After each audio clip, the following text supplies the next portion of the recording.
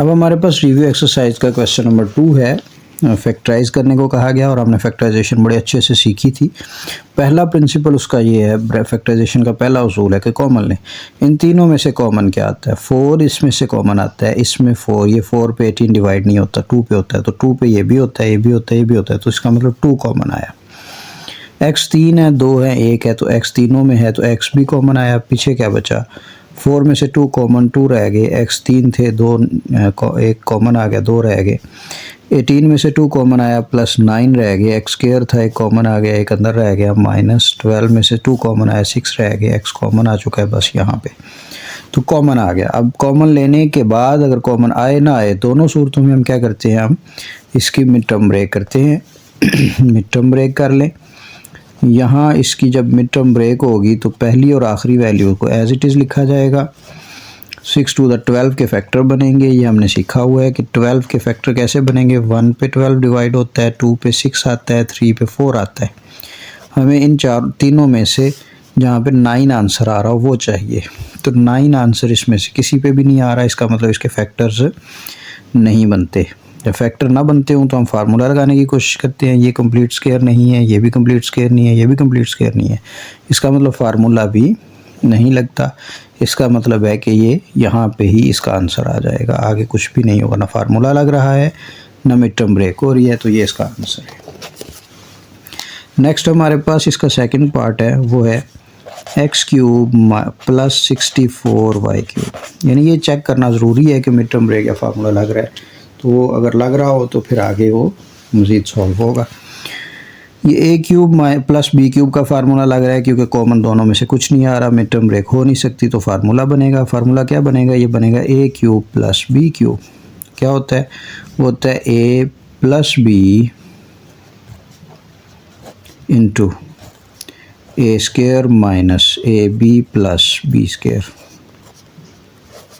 यहाँ ये x है, 64 4 का क्यूब है, यहाँ y है, इधर x इधर 4y, इधर x इधर x इधर 4y और ये 4y, तो ये x प्लस 4y बच गया। ये x square minus 4xy plus 16y square, तो ये इस तरह फार्मूला लग के मिड टर्म उसका फैक्टर्स बन गए। इसके बाद हमारे पास थर्ड पार्ट है।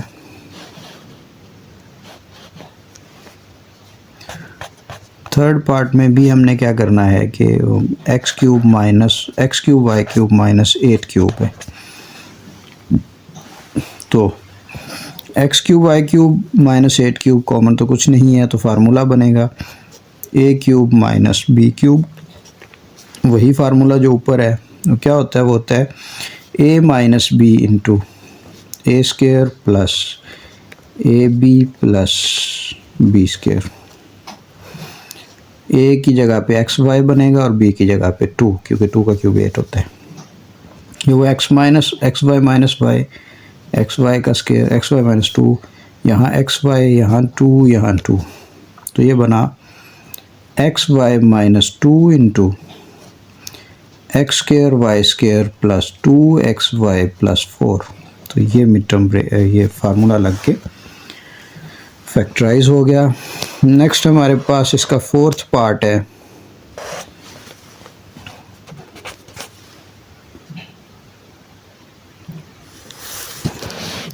फोर्थ पार्ट क्या है?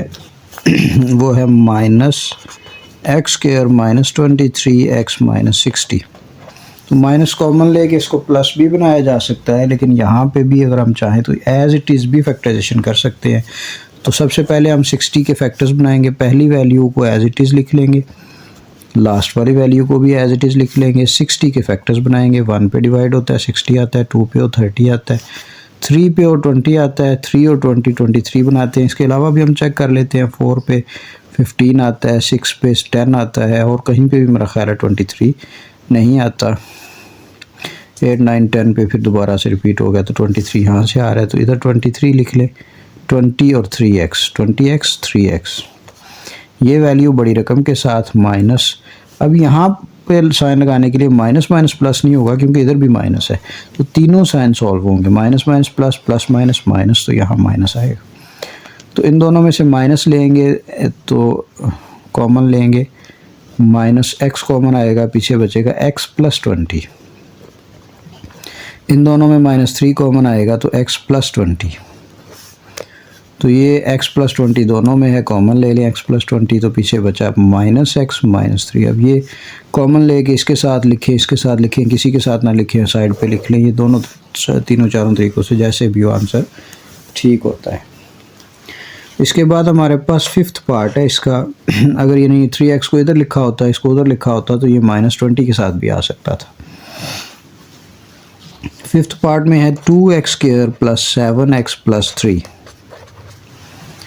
तो ये भी मिड टर्म ब्रेक से होगा, कॉमन कुछ भी नहीं आता, मिड टर्म ब्रेक कर लें।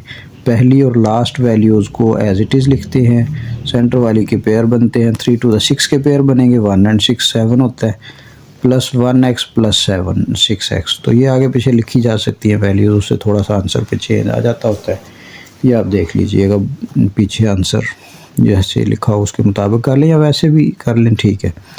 इन दोनों में से x कॉमन ले लें तो ये 2x प्लस 1 है, प्लस इन दोनों में से 3 कॉमन आता है तो 2x प्लस 1। फैक्टर यही बनते हैं, तरतीब बदल जाती है या ये साइन माइनस का चेंज हो सकता है। तो 2x प्लस 1, यानी अगर इन दोनों की जगह बदलें तो फैक्टर यही रहते हैं, ये इधर चला जाता है, ये उधर चला जाता है, या ये माइनस जो है इन दोनों की बजाय इन दोनों के साथ आ सकता है, जगह बदल सकती है, कुछ इस तरह का मामला हो सकता है। सिर्फ इन दोनों की जगह बदलने की वजह से वो आप चेक कर लीजिएगा, जिस तरह आपको मुनासिब लगे आप लिख सकते हैं। नेक्स्ट हमारे पास 6th पार्ट है, वो है x4 प्लस 64। अब ये देखें, कॉमन नहीं आता, मिड टर्म ब्रेक नहीं होती, फार्मूला लगाना पड़ेगा, फिर लाजमी लगाना पड़ेगा, और तो कोई हल है नहीं हमारे पास। तो फार्मूला क्या बनेगा जी? ये बनेगा स्क्वायर का फार्मूला, क्योंकि 4 का तो हमने पढ़ा नहीं है। ये बनेगा a² प्लस b²। अब a² प्लस b² का तो फार्मूला है ही कोई नहीं, तो फिर प्लस 2ab हमें लिखना पड़ेगा, और फिर उसको माइनस भी करना पड़ेगा क्योंकि हमने खुद से लिखा है। तो यहाँ x², यहाँ पे 8 का स्क्वायर 64 होता है, तो ये x² यहाँ पे और 8 यहाँ पे और x² यहाँ पे और 8 यहाँ पे। ये फार्मूला बन गया यहाँ से लेके इधर तक, किसका? x² प्लस 8 का, और ये -8 to the 16 x²। तो ये बना x² प्लस 8² माइनस ये 4x का स्क्वायर। तो स्क्वायर है दोनों पे, सेंटर में माइनस है, एक दफ़ा प्लस में लिख लें, एक दफ़ा माइनस में लिख लें, प्लस 4x और फिर x² प्लस 8 माइनस 4x। यहाँ तक इसका आंसर ठीक है। मिड टर्म ब्रेक आगे करने से अगर हो जाती हो तो कर लें, फार्मूला भी लगाना चाहें तो लगा सकते हैं, वैसे इस पर लगता नहीं है। इसके बाद हमारे पास आता है 7th पार्ट। वो क्या है? वो है x4 प्लस 2x² प्लस 9। इसमें देखिए ज़रा जी, कॉमन कुछ नहीं आता, मिड टर्म ब्रेक 9 के पेयर्स 3 और 3 होता है, 2 नहीं देते, मिड टर्म ब्रेक नहीं होती, फार्मूला लगाना पड़ेगा, लाजमी सी बात है। तो ये दोनों स्क्वायर हैं, इन दोनों को साइड पे लिख लें, इसको लास्ट पे ले जाएं। तो ये a² प्लस b² हो गया, प्लस 2ab माइनस 2ab, जो हमने पीछे तरीका किया है, माइनस भी साथ कर लिया, प्लस भी कर लिया, और ये जो 2x² है ये लास्ट पे ले गए, प्लस 2x² को। ये x² का स्क्वायर है, 9 3 का स्क्वायर होता है, यहाँ x², यहाँ 3 आ गया, यहाँ x² और यहाँ 3 आ गया। यहाँ तक ये फार्मूला कंप्लीट हो गया। किसका फार्मूला कंप्लीट हुआ? ये फार्मूला हुआ x² प्लस 3 का complete, -3 to the 6x² plus 2x²। तो ये x² प्लस 3x² माइनस 6 में से 2 निकाले तो 4x²। तो ये कंप्लीट स्क्वायर है। तो दोनों पे स्क्वायर, सेंटर में माइनस है, एक बार प्लस कर लें, एक बार माइनस कर लें, प्लस 2x और माइनस 2x। ये काम हम पहले कर चुके हैं बार बार, इसलिए मैं ज़्यादा तफसील से बयान नहीं कर रहा। 4.2 को 4.1 को इसके लिए चेक कर सकते हैं, और 4.2 ये इसी 4.1 सारी इसी तरह थी।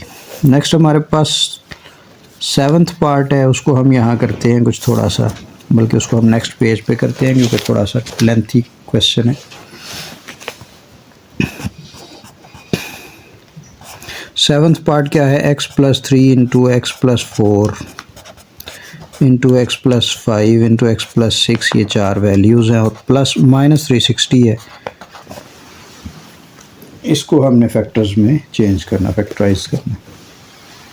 तो हम क्या करते हैं, इसमें देखते हैं कहाँ पे ऐड करके सेम आंसर आ रहा है। जैसे 4 और 3 7, 6 और 5 11 नहीं आ रहा, 6 और 3 9, 5 और 9, तो ये दोनों, यानी ये लास्ट और फर्स्ट वाले इकट्ठे लिखे जाएंगे, यानी x प्लस 3 के साथ x प्लस 6 को लिखा जाना चाहिए और x प्लस 4 के साथ x प्लस 5 को मल्टीप्लाई किया जाना चाहिए ताकि ये सेम आंसर दे। तो इनको मल्टीप्लाई कर लें दोनों को, ये होगा x square plus 9x plus 18। इसको आप मल्टीप्लाई करके देख सकते हैं जैसे आप करते हैं, यानी x को दोनों से और 3 को दोनों से अलग से करके देख सकते हैं रफ में।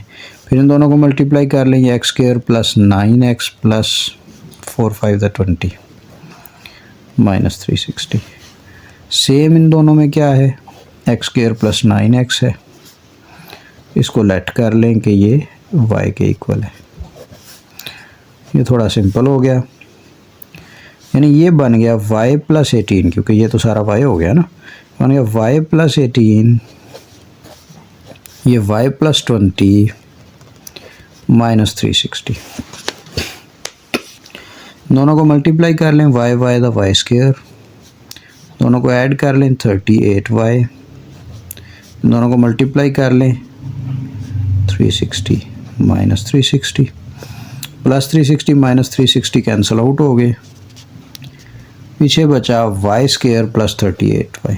दोनों में से y कॉमन ले लिया तो ये बचा y प्लस 38। तो ये देखें, ये फैक्टर बन गए। अब इससे आगे और कुछ भी नहीं हो सकता, क्योंकि कॉमन ले लिया, फैक्टराइजेशन में पहला कॉमन होता है। y की जगह उसकी वैल्यूज़ पुट कर लें, ये हो गया एक्स स्क्वायर प्लस 9x यहाँ पे, और x square plus 9x plus 38 यहाँ पे। ये आंसर है। इन दोनों में से x कॉमन आता है तो ये बना x into x plus 9 into x square plus 9x plus 38। तो ये इसका आंसर बनता है। इसके बाद हमारे पास 9th पार्ट है, वो है x square plus 6x plus 3 into x square plus 6x minus 9 plus 36। तो इन दोनों में सिलेक्ट कर लें, क्या लेट होना है, जो सेम है। सेम क्या है, x square plus 6x, direct ही लेट कर लिया हमने क्योंकि हमें मल्टीप्लाई करने की ज़रूरत नहीं, पहले से सेम है। तो ये y प्लस 3 और ये y माइनस 9 प्लस 36, ये बन गया। दोनों को मल्टीप्लाई कर लें, y से हुआ y स्क्वायर, 3 में से 9 निकाल लें माइनस 6y, और इस 3 को 9 से मल्टीप्लाई किया तो 27, और फिर प्लस 36। 27 और 36 को सॉल्व कर लें, ये हुआ y स्क्वायर माइनस 6y, 36 में से 27 को माइनस किया तो 9 आ गया। मिड टर्म ब्रेक कर लें या फार्मूला लगा लें, ये बना a square minus 2ab plus b, वहाँ माइनस है, प्लस है यहाँ पे क्योंकि यहाँ प्लस 36 है, प्लस b स्क्वायर। तो ये y प्लस 3, ये y, ये 3, ये y माइनस 3 का होल स्क्वायर फार्मूला बन गया। y की जगह उसकी वैल्यू पुट कर लें, x square plus 6x minus 3, ये स्क्वायर इसका, ये मिड टर्म ब्रेक, ये इसका फैक्टराइजेशन होगी। नेक्स्ट हमारे पास क्वेश्चन 3 का LCM और HCF है। क्वेश्चन 3 है, क्या कहा कि फाइंड LCM एंड HCF, दोनों फाइंड करने हैं, LCM B और HCF B दोनों फाइंड करने हैं उन वैल्यूज़ के जो हमें गिवन है। पहला पार्ट है 4x cube plus 12x square, दूसरा है, पहले इसके फैक्टर बना लेते हैं, बाद में हम दूसरा पार्ट कर लेंगे। तो इन दोनों में से कॉमन क्या आता है, 4x स्क्वायर कॉमन आता है क्योंकि इधर भी x स्क्वायर है, इधर भी x स्क्वायर है।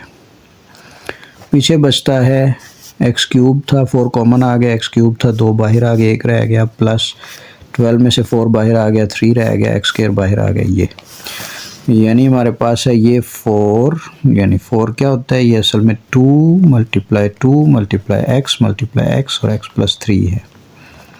ज़रा थोड़ा एक्सपेंड करके लिख लिया ताकि आसान रहे। नेक्स्ट है 8x² + 16x, इसके फैक्टर बना लें। इन दोनों में से कॉमन आता है 8x, तो 8x कॉमन ले लिया, पीछे बचा x प्लस 8 to the 16 2। 8 जो है उसको हम लिख सकते हैं 2 × 2 फिर x प्लस 2। तो इनमें से कॉमन फैक्टर लिख लें, कौन से हैं जी? कॉमन क्या है इनमें? एक तो ये 2 कॉमन है दोनों में, फिर ये 2 कॉमन है दोनों में, फिर ये x कॉमन है दोनों में, बस। तो यहाँ कॉमन फैक्टर्स लिख लें। 2x दोनों में कॉमन है, 2 × 2 x यानी 4x कॉमन है। अनकॉमन फैक्टर लिख लें, वो क्या है? यहाँ से x है और x + 3 भी है, यहाँ से 2 है और x + 2 भी है, तो ये सारे अनकॉमन हो गए। इनको मल्टीप्लाई कर लें, 2x × इन दोनों को मल्टीप्लाई किया तो x² + 5x + 6।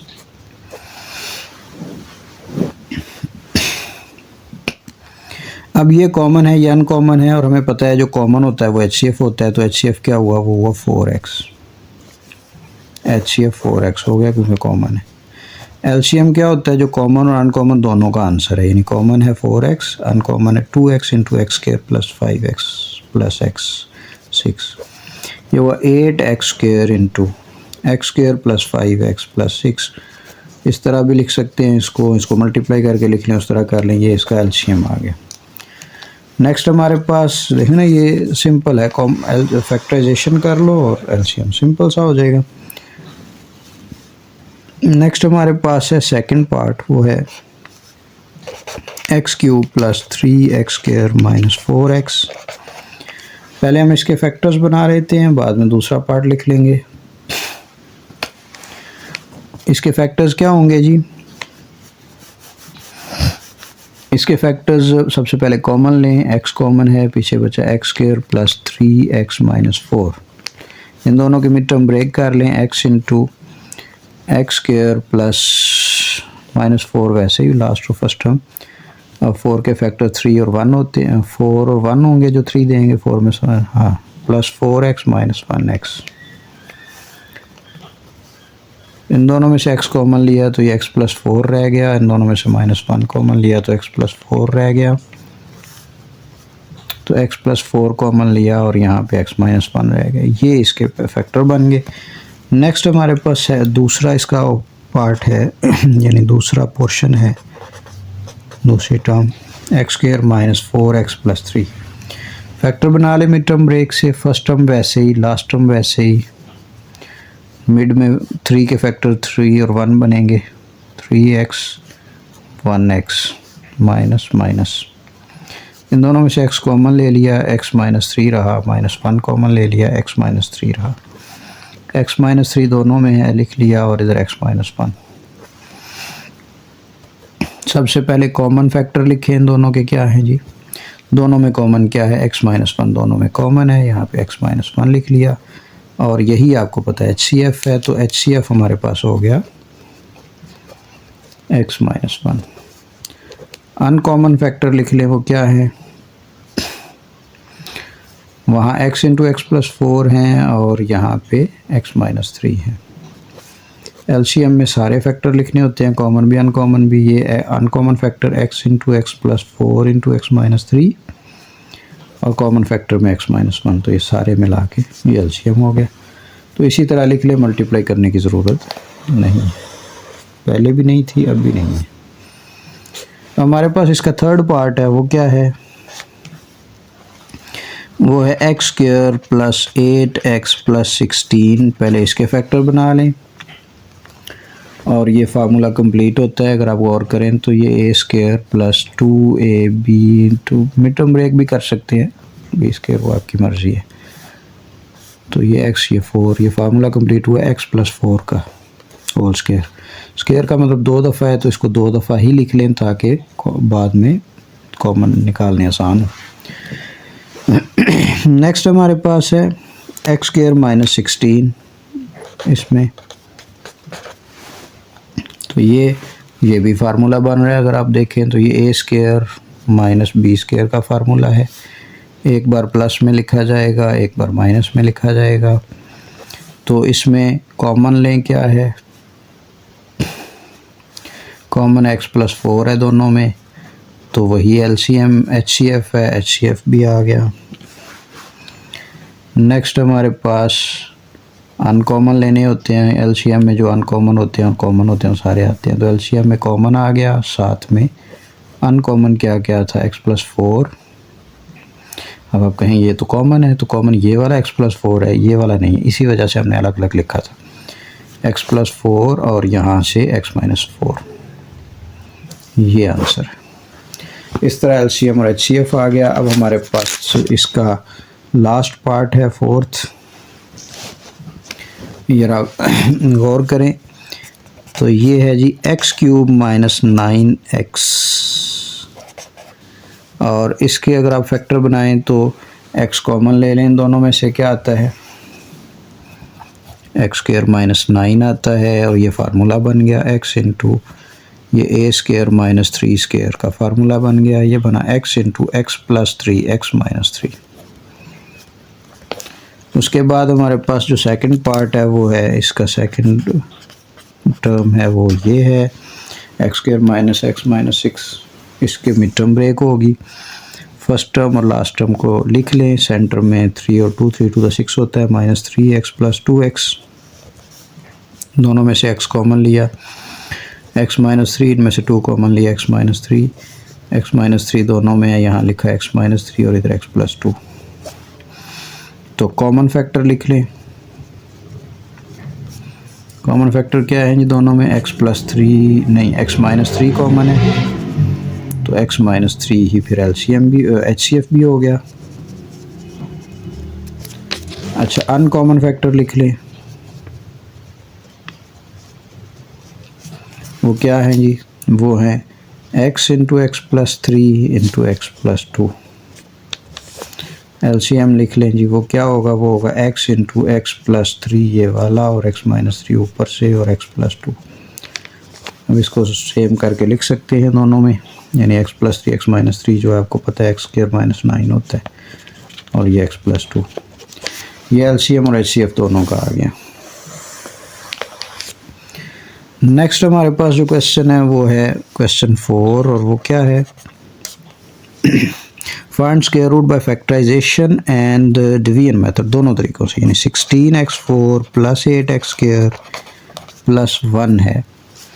इसका कहा कि स्क्वायर रूट फाइंड करें फैक्टराइजेशन मेथड से भी और डिवीजन मेथड से भी। तो फैक्टराइजेशन से पहले कर लेते हैं, स्क्वायर रूट के साथ प्लस माइनस लगाते हैं, फार्मूला बनेगा ये a square plus 2ab plus b square का,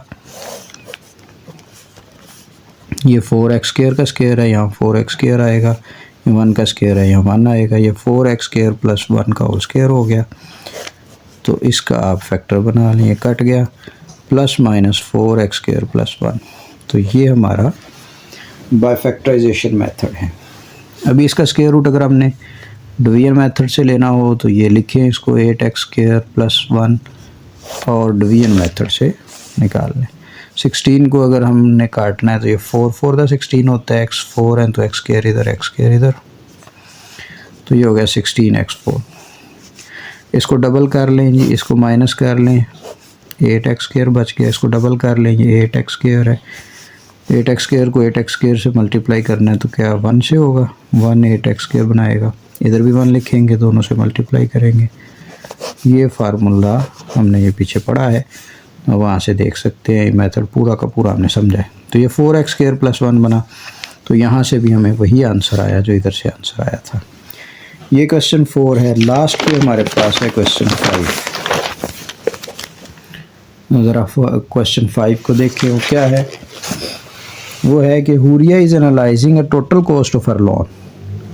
हुरिया ने कोई लोन लिया है, उसने उसकी कॉस्ट निकालनी है। मॉडल्ड बाय एक्सप्रेशन, ये उसका एक्सप्रेशन है, x represent number of years, what is optimal repayment period for हुरियाज लोन। यानी रीपेमेंट जब होगी तो कॉस्ट लोन की ज़ीरो हो जाएगी, तो इसको ज़ीरो के इक्वल रख के एक्स का आंसर निकाल लें, उतने ईयर्स जो है उसकी ऑप्टिमल पेमेंट आएगी, रीपेमेंट का पीरियड आएगा।